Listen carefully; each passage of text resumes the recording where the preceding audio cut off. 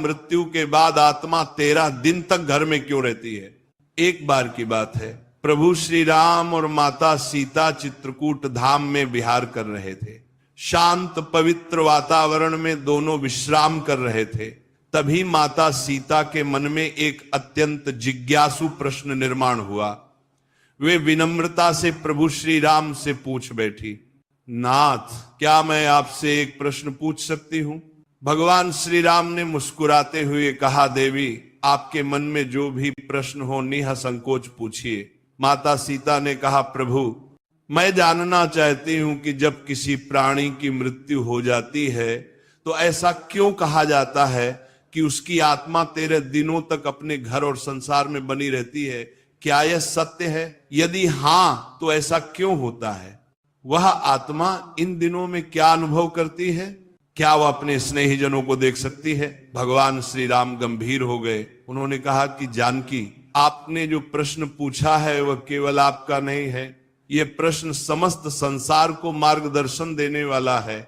इस विषय को जानना सभी के लिए आवश्यक है, क्योंकि जीवन और मृत्यु के रहस्य से अनभिज्ञ रहना अज्ञान के अंधकार में भटकने जैसा है। मैं इस रहस्य को आपको अवश्य समझाऊंगा। इस कैमरा फ्रेंडली जनरेशन को दिए पॉकेट फ्रेंडली प्राइस। मृत्यु के 24 घंटे बाद आत्मा अपने घर वापस आती है, अपने परिवार, अपने प्रियजनों और उन स्थानों को देखने जहां उसने अपना संपूर्ण जीवन व्यतीत किया है। लेकिन क्यों? क्या उसे अपनी मृत्यु का आभास होता है? क्या वह अपने परिवार के दुहक और विलाप को महसूस कर सकती है?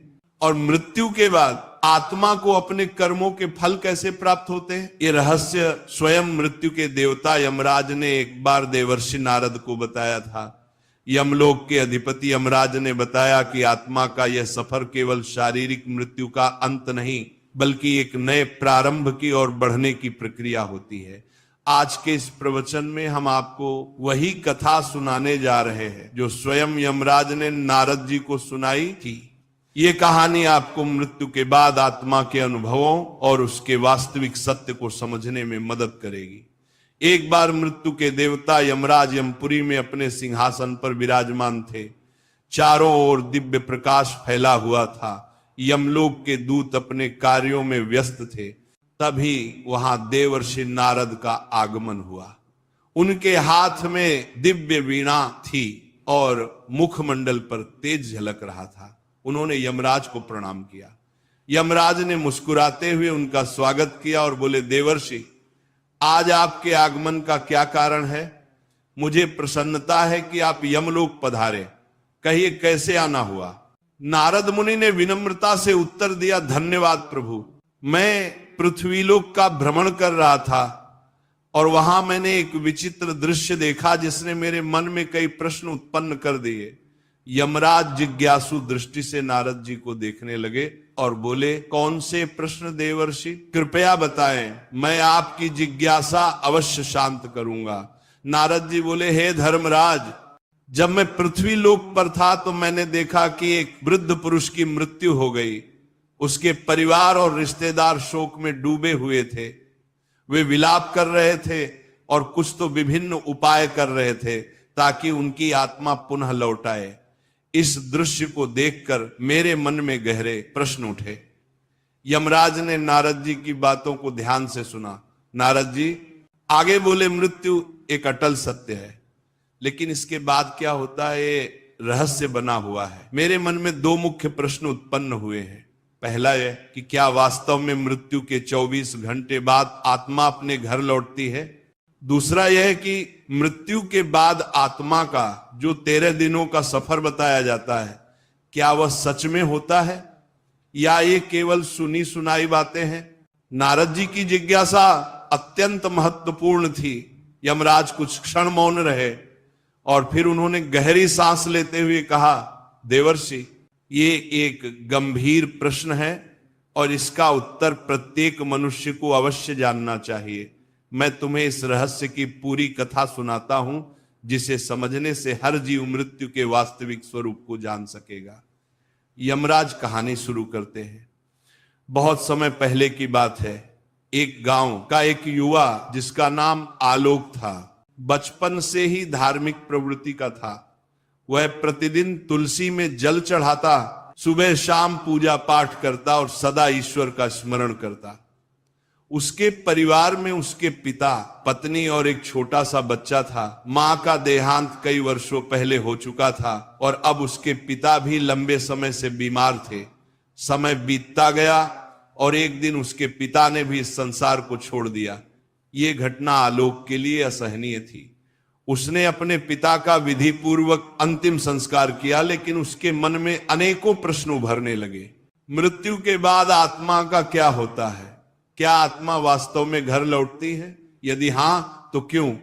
इन प्रश्नों के उत्तर खोजने के लिए वह एक आध्यात्मिक यात्रा पर निकल पड़ा। कई गांवों और जंगलों से होते हुए अंततः वह एक आश्रम पहुंचा जहां एक तेजस्वी संत ध्यानमग्न थे। आलोक ने उनके चरणों में गिरकर पूछा, गुरुदेव, मृत्यु के बाद आत्मा का क्या होता है? क्या यह सच है कि मृत्यु के 24 घंटे बाद आत्मा अपने घर लौटती है?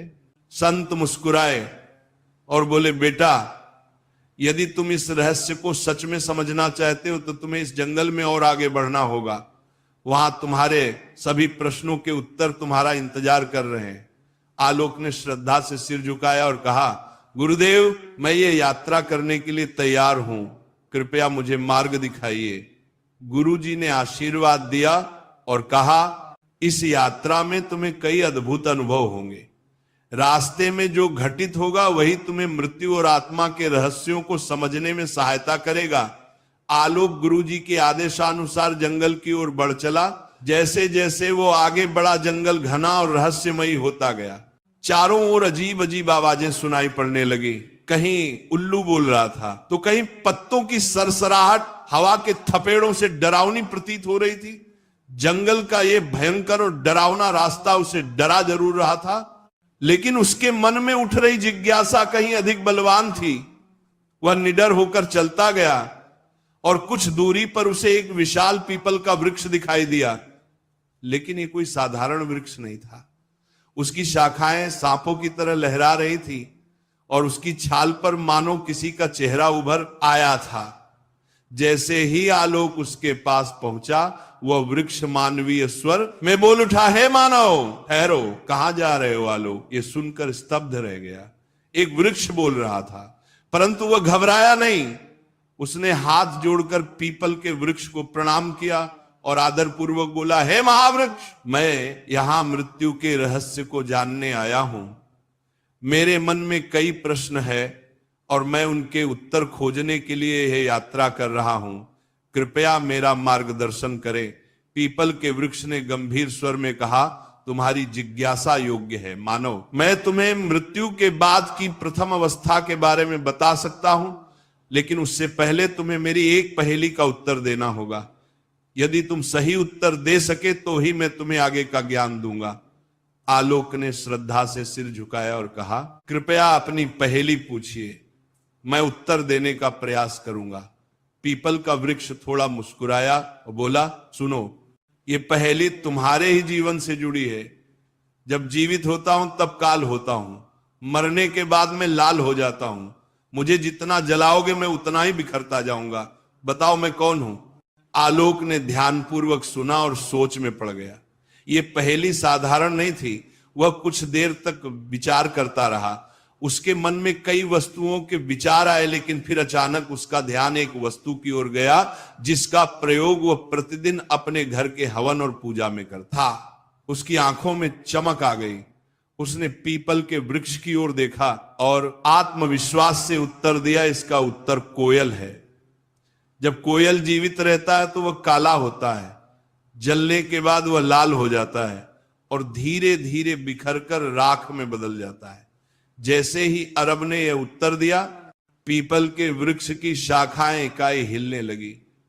चारों ओर हवा तेजी से बहने लगी और वृक्ष ने स्वर को गंभीर करके कहा, सत्य कहा वत्स, तुमने मेरी पहेली का सही उत्तर दिया है। अब मैं तुम्हें मृत्यु के बाद की प्रथम अवस्था के बारे में बताऊंगा। ध्यानपूर्वक सुनो। पीपल के वृक्ष ने आगे कहा, बेटा, जब शरीर नष्ट हो जाता है तब आत्मा एक भ्रम की स्थिति में आ जाती है। उसे समझ ही नहीं आता कि वह मुक्त हुई है या किसी बंधन में है। यह मृत्यु के बाद के पहले 24 घंटे की सबसे रहस्यमय अवस्था होती है। आलोक ध्यान से सुन रहा था, लेकिन उसके मन में और जिज्ञासा जाग उठी। उसने हाथ जोड़कर पूछा, कृपया विस्तार से समझाइए, मृत्यु के तुरंत बाद आत्मा को क्या अनुभव होता है? पीपल ने गहरी सांस ली, मानो किसी पुरातन स्मृति को जागृत कर रहा हो, और फिर कहा, जब मृत्यु होती है तो आत्मा शरीर से अलग हो जाती है, परंतु पहले ही क्षण में आत्मा को यह समझ नहीं आता कि वह देह से मुक्त हो गई है। वह स्वयं को जीवित ही मानता है। यह ठीक वैसा ही है जैसे कोई गहरी नींद में हो और अचानक नींद टूट जाए, परंतु उसे यह भान ना हो कि वह जाग चुका है। आत्मा उसी स्थिति में भटकती रहती है। आलोक ने चकित होकर पूछा, क्या आत्मा को अपना मृत शरीर दिखाई देता है? पीपल ने कहा, हां, बहुत बार आत्मा अपने ही मृत शरीर को देखती है। वो अपने परिवार को रोते बिलखते देखती है। वो उनसे बात करने की कोशिश करती है, उन्हें छूने का प्रयास करती है, लेकिन कोई उसकी आवाज नहीं सुन सकता, कोई उसके स्पर्श को महसूस नहीं कर सकता। ये आत्मा के लिए सबसे बड़ा भ्रम और पीड़ा का क्षण होता है। इन पहले कुछ घंटों में आत्मा का सबसे अधिक मोह अपने घर परिवार से रहता है। वह अपने प्रियजनों के आसपास ही घूमती रहती है। कई आत्माएं घर में ही रुकी रहती हैं, अपने परिवार के लोगों को देखती हैं, लेकिन वे कुछ कर नहीं पाती। कभी कभी आत्मा को यह आभास भी होता है कि वो अभी भी जीवित है, उसे भूख लगती है, प्यास लगती है, लेकिन जब वह भोजन की ओर बढ़ती है तो पाती है कि वह खा नहीं सकती। जब वो अपने प्रियजनों को गले लगाने का प्रयास करती है तो पाती है कि वह उसे महसूस नहीं कर सकती। यह स्थिति आत्मा के लिए सबसे अधिक कष्टदायक होती है। आलोक की आंखों में विस्मय और करुणा दोनों झलक उठे। उसने पूछा, क्या आत्मा को अपने कर्मों का आभास होने लगता है? पीपल का स्वर और गंभीर हो गया और उसने आगे कहा, हां, जैसे जैसे समय बीतता है आत्मा को धीरे धीरे अपने कर्मों का आभास होने लगता है। यदि उसके जीवन में अच्छे कर्म थे तो उसे भीतर से शांति अनुभव होती है, लेकिन यदि उसने बुरे कर्म किए थे, किसी का दिल दुखाया था, अधर्म किया था, तो वह पीड़ा से भर उठती है। उसे अपने ही पापों का बोझ महसूस होने लगता है। कई आत्माएं इतनी अशांत होती हैं कि वे घर के भीतर ही अटक जाती हैं और उनका शरीर जलाया जाता है, तब भी वे वहीं भटकती रहती हैं। इसलिए शास्त्रों में कहा गया है कि मृत्यु के तुरंत बाद गीता का पाठ करना चाहिए, आत्मा के लिए प्रार्थना करनी चाहिए, ताकि वो अपने मोह को त्याग कर आगे की यात्रा पर बढ़ सके। 24 घंटे के भीतर आत्मा को धीरे धीरे ये समझ आने लगता है कि वो अब इस संसार में नहीं रही, लेकिन तब तक उसका मोल इतना अधिक बढ़ जाता है कि वो अपने घर वापस लौटती है।